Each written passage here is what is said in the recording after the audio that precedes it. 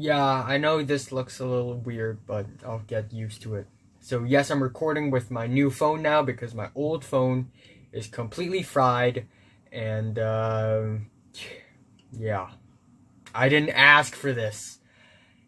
Hey, unemployment, what's up? It's the Culture Detective here, investigating your favorite albums, and today I'm gonna do another mini albums review as quickly as possible because I don't have enough time. So yes, last mini albums review I did 4 albums. Originally it was 5, but I didn't have the time, so it becomes 4. And so yeah, today I have to do 6 albums. First of all, let's start off with Lizzo's new album, "Cause I Love You." So Lizzo is a Detroit singer slash rapper, and she had been. Whoa, there's water dropping down from. Yeah, whatever. Yeah, anyway, Lizzo had been dropping some super good singles lately. Last year she dropped Boys. The track didn't make it to this album, but it was fantastic. I liked it. It was fantastic, and it ended up in my top 50 songs of the year at the end because it's just really catchy and charismatic. Anyway, earlier this year, she also dropped a single, Juice, and then later on dropped Tempo and also "Cause I Love You," the title track, and they're all really good. I really, really love the title track. It starts off the album, and it's a really dramatic and bold start to the album that's also very glamorous and heated. And it's really, really passionate. Her singing is fantastic. The vocal control, it's really impressive, and I also really love the glamorous pianos and the extravagant instrumentals, and the track overall just bears so much emotions. And the second track, "Like a Girl," while I think it's a little overproduced and it does sound a little messy at times, it's still a really fun, bouncy, catchy, youthful song about female empowerment. Add some chromosomes! I kind of laughed at that line. It's also really energetic. So Lizzo's energy does make the track a lot better. The third track is "Juice," and it's probably my favorite track of the year so far. It's really, really, really catchy, and I really love the disco funk instrumentals here. I really love the splashes of guitars, and again, the great vocals, fantastic vocals, and the synth licks are fantastic as well.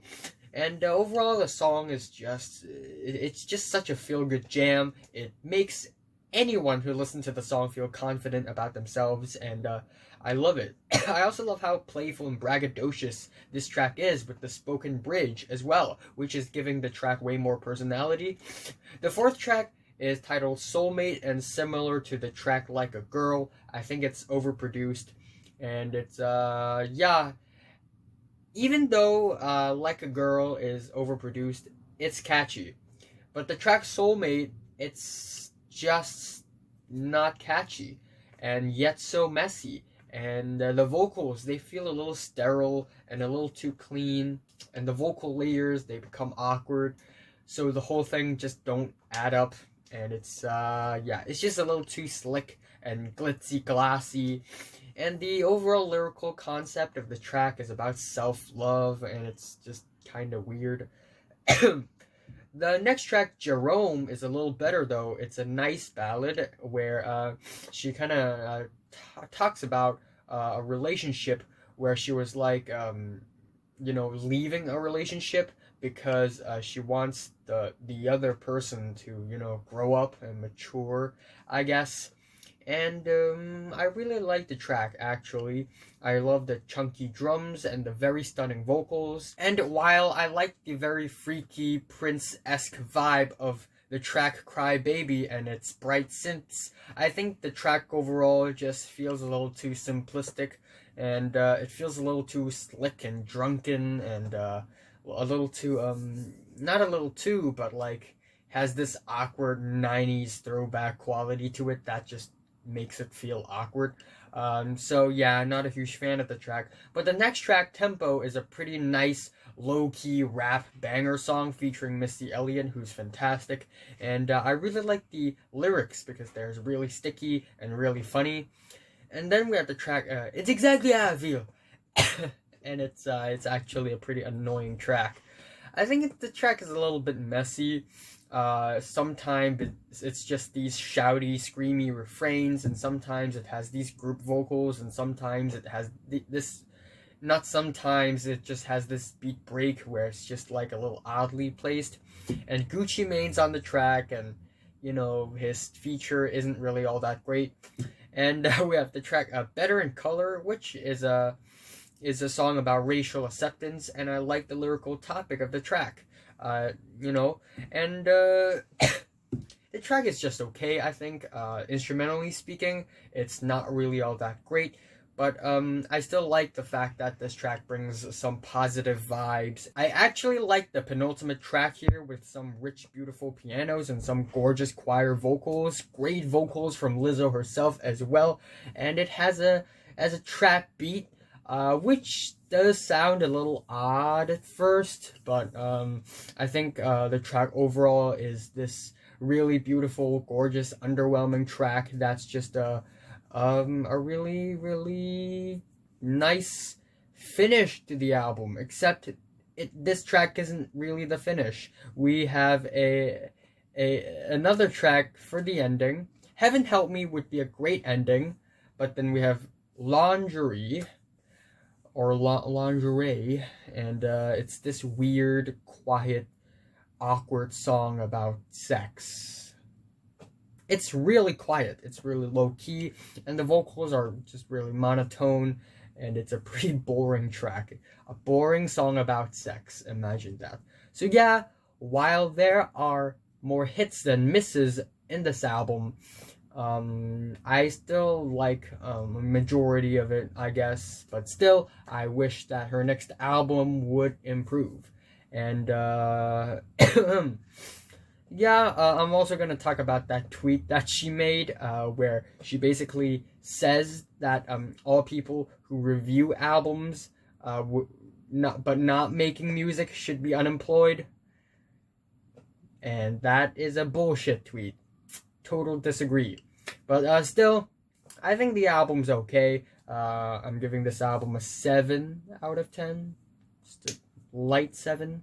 Yeah, maybe decent. Yeah. Decent 7. Up next, I'm going to be talking about Kevin Abstract with Arizona Baby.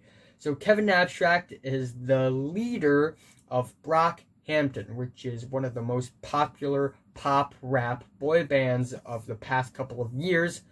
Yeah. So Kevin Abstract with a solo project came out, and it's meh. It has its good moments, but I think the album overall is just really messy and a little too ambitious, instrumentally at least. So the album starts off with Big Wheels, which has this really noisy, basic trap beat, and it's kind of obnoxious, even though I love Kevin Abstract's flow on this track. It's very smooth. And the track Joyride is just really overproduced and messy, even though it has a catchy hook. And the track Georgia, I think it's okay. I really like the smooth R&B pop rap fusion, and I also really like the lyrics, which are pretty personal. Also on the next track, it's also really sad and quiet, with also some more personal lyrics. Where Kevin Abstract kind of talks about Amir's exit and how it just puts a burden on everyone in Brockhampton. And it's a pretty sad, quiet song. I'm loving the very dreary guitars as the instrumentals. And then we have the track Baby Boy, which is definitely my favorite track here. And it's a really soulful and emotional and also extremely catchy song. And it perfectly fuses bedroom pop and rap music. Yeah, that's basically it, and it's amazing. The instrumentals are really lavishing. When the strings come up, they are fantastic, and this song feels very comfortable, just very comfy and cozy, and the chorus is golden. I'm telling you, man, it's really catchy. And then the album just kind of trails off from there. We have the track Mississippi, which has some pitch vocals which are pretty mediocre, and the song just has a lack of instrumentals in general. The track Use Me has some annoying cricket samples with a pretty drab and messy and blurry instrumental. The track Peach is actually pretty good. It's very cute and summery, and I like that the rapping in the track is also very heavily influenced by bedroom pop. Same goes for the track Crumble, which has a super flawless flow and some despondent guitars and some nostalgic instrumentals, which I think are really nice. But the track American Problem is a real problem. I think the track is a total mess. The woozy instrumentals are pretty weird and awkward, and there are all these random splashes of beats and instrumentals that are just so disjointed, and it just lacks structure. The album ending, Boyer, is also pretty noisy and messy and bumpy, and it's a pretty inconsistent album overall, even though it has its highlights, and even though I appreciate that Kevin Abstract still does his best to make sure every single track on the album is distinct and unique in some way, but still, the album is pretty messy, kind of feeling a 5 to a 6 out of 10. Sorry. I mean, I love Brockhampton's music, don't get me wrong, but this is just like... Yeah, anyway, I'm gonna review something way more fun and fantastic, and it's Pup with Morbid Stuff. I love this album. Damn. The more I listen to it, the more I actually like this track, this album. So yeah, Pup, Morbid Stuff. Pup is a hardcore pop-punk alt-rock band that features Stefan for vocals and Zach for drums, and they are yeah, they're literally the pop-punk Death Grips. Yeah. Anyway, every track on this album feel very tight and no BS, and the album overall is just really solid. You know, I can't say that for every album in the world. So that's something good about this album. This album also reminds me a lot of Joyce Manor and also Jeff Rosenstock a lot. The opener for the album is simply fantastic. I love the nostalgic guitar chords, and it's just such a fun and youthful opening. Damn, I'm running out of time. The second track, Kids, is really funny with the shouty, wordy verses, and the music video is absolutely hilarious. And I also really love the stable drum beats, and the melodies of the track are absolutely catchy and bright. And the third track, Free at Last, it's easily my favorite track on the entire album, and also one of my favorite songs of the year so far. It's super fun, and it also has this nostalgic edge to it, which I really love. And the chorus of this thing is just so... Yes! Somebody had finally said it. Just 'cause you're sad again, it doesn't make you special at all. Yes, I agree. I 100% agree. You know, back when I was young, I thought being sad was cool, and it's just a dumb thought.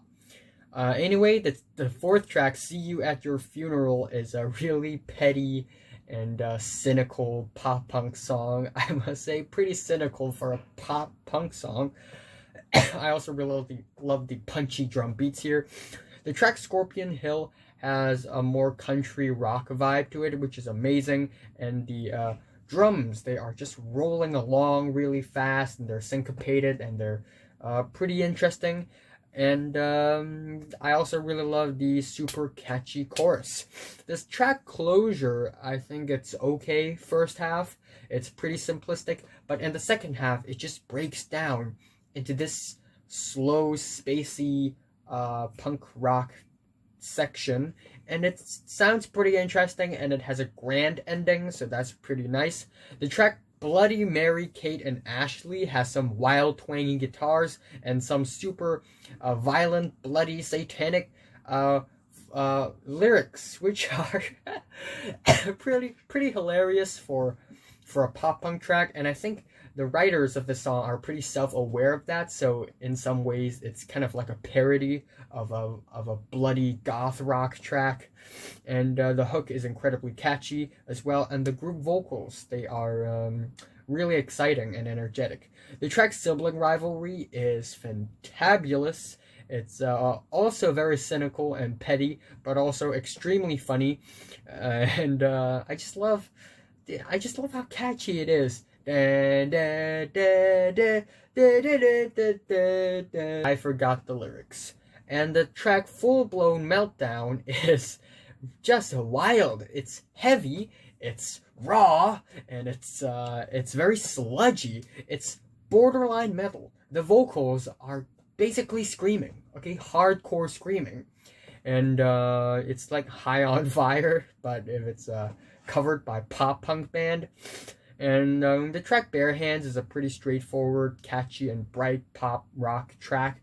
Heavier on the pop than the rock, but I still love it a lot, and that rhymes. And the album Ending City is it's a pretty weird, low-key ending, which is pretty sad, and the vocals are just way more lonely, which makes Stefan sound like Adam Levine.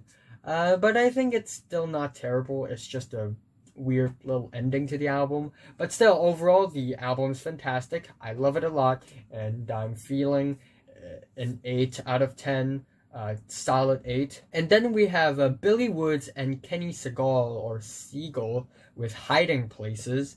And if you don't know who Billy Woods is, he's a rapper, and his rap music is usually very dark and gloomy and sad and despondent and abstract, and his lyrics are usually very socially charged, and also very cynical, you know.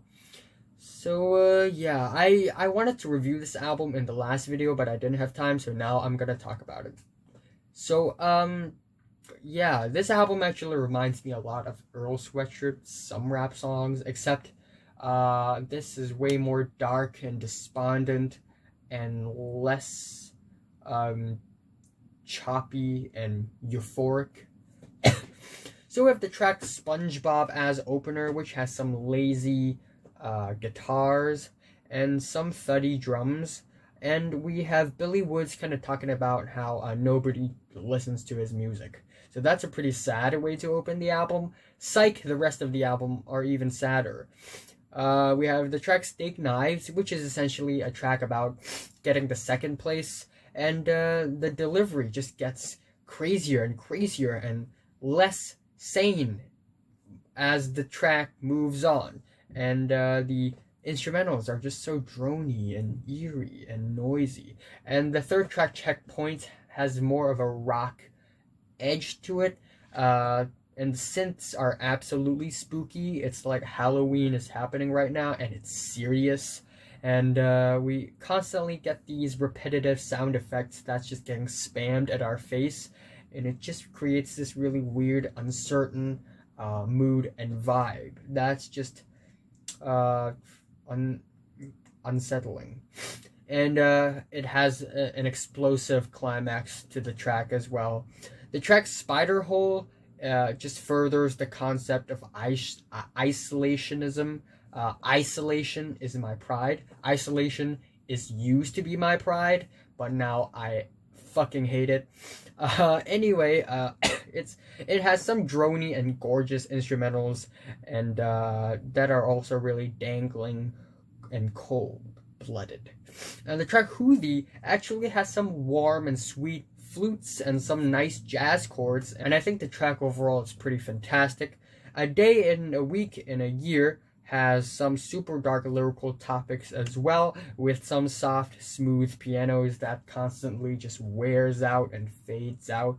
And the track Bedtime has a really weird, spacey opening. Sounds like it could have been a soundtrack, like a 1 minute long drony ambient soundtrack off of Twin Peaks reboot.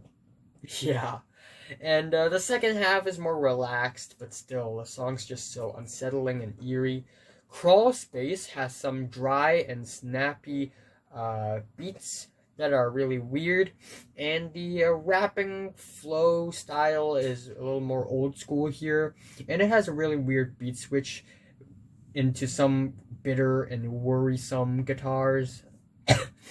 And we have the track Speak Gently, which has some chopped up drums and some super weird low-key instrumentals overall.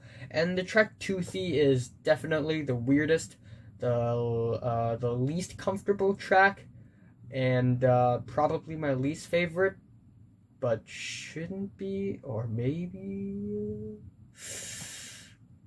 Yeah, this track is just weird. Very poetic lyrics though. Stood pooled in porch light, cut my shadow off with a dull knife. I'm looking for my shadow. Yeah, and the beat is just really weird. It's constantly reversing. It's just a little gross, like something's creeping up into your soul, and it's like climbing up to your mind. And the second last track is probably my favorite though, Bigfakelaugh. I love the lingering, eerie pianos, just a little bright, and it's just climbing up a little bit, ascending a little bit, and then it just sort of slapped down by this bass beat that's just kind of numb, and the lyrics are also really, really dark as well. And the last track, Red Dust, is just this mellow, sad guitar rap track. So yeah, this album overall, I think it's more about the experience. If you just take one song from this album out, I probably wouldn't enjoy it, because it does have this weird loose structure thing. I think the production is pretty nice though, I have to say, and yeah, it's all about the experience. It just gives off this really unsettling vibe. I mean, just look at the album cover. It's like Billy Woods had been living in this house without showering and eating white bread for every meal for like a year straight, and now he's just kinda not there, kinda not existing. This album is a 7 to an 8 out of 10. Oof. Up next, Ibibio Sound Machine with Toko Mien. So yes, I do review African music. You know, technically, the Ant word is African music, technically, because they're from South Africa, but I'm just gonna exclude that. Yeah, Ibibio Sound Machine is a Nigerian English dance punk Afro wave band. They dropped Uyai in 2017, which is pretty fantastic, and I completely missed that album. Anyway, I'm reviewing this one. So the album starts off with I Need You to Be Sweet Like Sugar, and it's a really fun album opener. Absolutely fun and catchy hook, and the grooves are a little more calculated, a little more measured, but still a lot of fun. And the track Wanna Come Down is just a nice tribal, like African tribal influenced synth wave track that's actually super fun and danceable.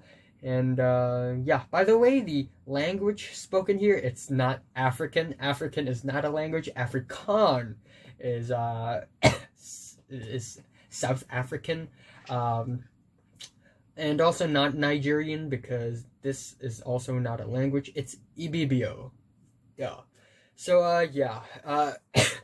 Anyway, the third track is the title track, Toko Mien, which means Tell Me, and it's an absolutely fun banger with some punchy drums and some pulsating bass and some freaky keys. I really like it when the vocalist goes go go go go go go go go go go. You know, it's just playing around, fooling around, and overall, it's just a really catchy and fun track. And the fourth track, I Know That You're Thinking About Me. It's moody, airy, mellow ballad track with some loose drums. I kind of didn't like the track at first, but I guess it kind of grew on me a little bit. The fifth track is I Will Run, which is this ill-written track. Yeah, it has some speedy synth shots, and it the instrumental sort of swell at the end, but the track still feels like it's not complete. The track Just Go Forward has some low-key synths and guitars. It has some nice horns, but the song overall still lacks a structure. And the next two tracks are really good though. She Works Very Hard is a really catchy and fun song with a strong beat, and it's a really straightforward Afro wave song. The track Nyak Mien is it has more tuned down instrumentals and a little more Afro wave than dance punk, and it's a really fun track, not gonna lie. The track Kuka is also a pretty ill-written track, a loose structure, and some really empty drum beats. And the track Guess We Found a Way has this really nice neo-soul psych rock instrumental to it that's really moody, but the singing is just really off. It just sounds like karaoke. And the last track is Basquiat, which has some nice jazzy pianos, but it's still a pretty mediocre ending. So yes, overall the album is not perfect.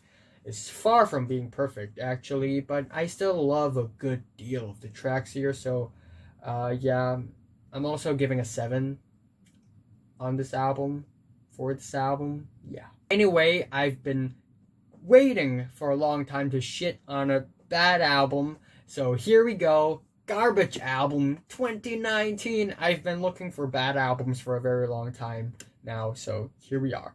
So AJR Neo Theater. By the way, if you're wondering where is my Logic or Mac DeMarco reviews or my Tyler the Creator or Flying Lotus, they're all gonna happen after the hiatus.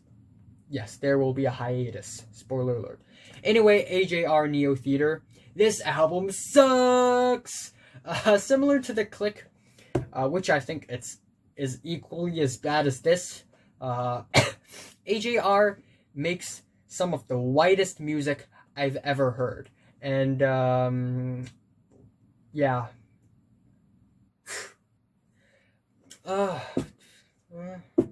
It's disgusting. It's like three middle-aged person making music for teens, thinking that this is how teens think. It's just an insult to teens. And they're definitely not making kids music because they swear too. But then it's, you know, and it's about, you know, like teenage stuffs. So yeah, they're like chain smokers. Yeah, enough said. They're like chain smokers. So yeah, I'm gonna put it this way. They make songs for teens with some of the most shallow, dumb-minded lyrics and some of the most kiddie instrumentals ever. And it's absolutely annoying and absolutely stupid and kind of brain dead. And I just fucking hate this. The album starts off with Next Up Forever, which has this really dumb gospel choir opening for some weird-ass reason, which just builds up to this overdramatic beat drop where we get this really annoying and obnoxious instrumental where it just constantly pauses and it's just absolutely stupid and cliche.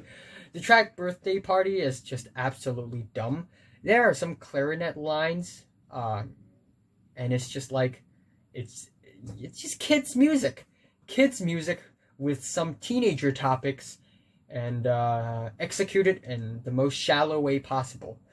And the clarinets, I think they're either clarinets or oboe, and they're sort of like, and they're so stupid. What's the point of that? It's like a soundtrack to a kid's cartoon, and the lyrics are absolutely bad. The track title is Birthday Party, and it's literally about a birthday party. Yeah, it's about a birthday party. Thank you for coming to my birthday party. Yay. Come on, guys. If they are really making music for teens, they should consider the fact that no teenagers in this world celebrate birthdays. We don't celebrate birthdays. Period. I'm getting angry now. This reminds me of Spectrum Pulse's review of the Click. Anyway, 100 Bad Days is a single, and it's just absolutely dumb. The the chorus, the vocals, they're just really monotone, and the lyrics are about just 100 bad days makes 100 good stories. 100 good stories make me interesting in parties. It's albums like this that make me think I am some sort of deep woke philosopher, because the lyrics are just so dumb. Really? So apparently, bad days, or more like bad experience, makes you interesting in parties. That's why bad experiences are good. Well, let me tell you what I think. We need to experience bad stuff as well, aside from the good stuff, because without the bad stuff, we will not know the definition of bad. And we need to experience that in order to really cherish the good. And also we can learn from our own mistakes and learn from these bad events, because without them we can never really adapt to the harsh environment that is our society when we grow up. And interesting in parties, I guess. And we have the track Don't Throw Out My Legos, which has this super annoying choppy instrumentals, and they literally rhyme Legos with let go. Don't throw out my let goes. What if I can't let go? And then we have the track Break My Face, which has some fun and nice piano lines, and the chorus is actually pretty solid and pretty memorable and sticky, actually, I have to admit. But the lyrics are still really dumb. If I break my face is still my face. No shit, Sherlock. My hand is still my hand. This pen is still a pen. This thing is still a thing. Like, what's your point? Also, life gives you lemons. At least it gives you something. Okay. I never thought anyone would take this at face value. You know, at least it gives you something. You know, life is actually pretty good because it gives you lemons and, you know, vitamin C. And then we have the track Turning Out Part 2, which is one of the better tracks, actually the best track here. And it's a nice little humble ballad. It's not all that ambitious. Even though the singing is pretty garbage, I still think it's the best track here. The entertainments here is this cutesy kids song with some dumb shallow pianos and these very obnoxious pitch vocals, and the track Karma has this really annoying cranky beat, and the lyrics are just like, it's like they just copy and paste it, and that's the whole song. I've been so good, blah blah blah blah blah. I've been so good, blah blah blah blah blah blah blah. And the track Beats is like even dumber lyrically. It's like they have completely ran out of ideas, lyrical ideas, so they started writing lyrics about their own music. Or more like what happens to their music. Like it's like a joke song. Is what this song sounds like. It's basically a joke song. Hey, we're gonna get paid by Beats by Dre. We're gonna get 20K. Yay. Jeez. And then we have the track Wow, I'm Not Crazy. Wow, I'm not crazy.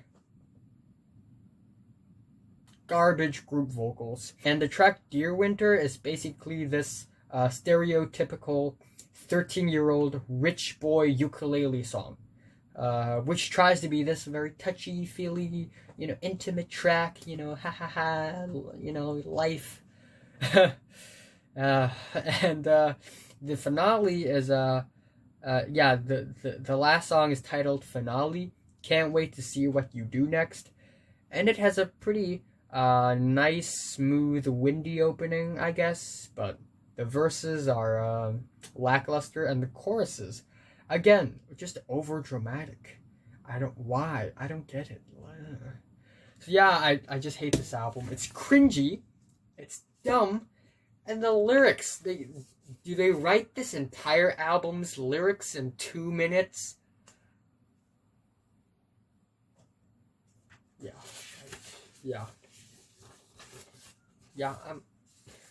Yeah, 2 out of 10. Screw this album. Yeah, 2 out of 10. This album sucks. So, what are your thoughts on these 6 albums? From 1 to 10, how much did you rate them? Like if you like them, hate if you hate them, and subscribe if you want more. And thanks for watching.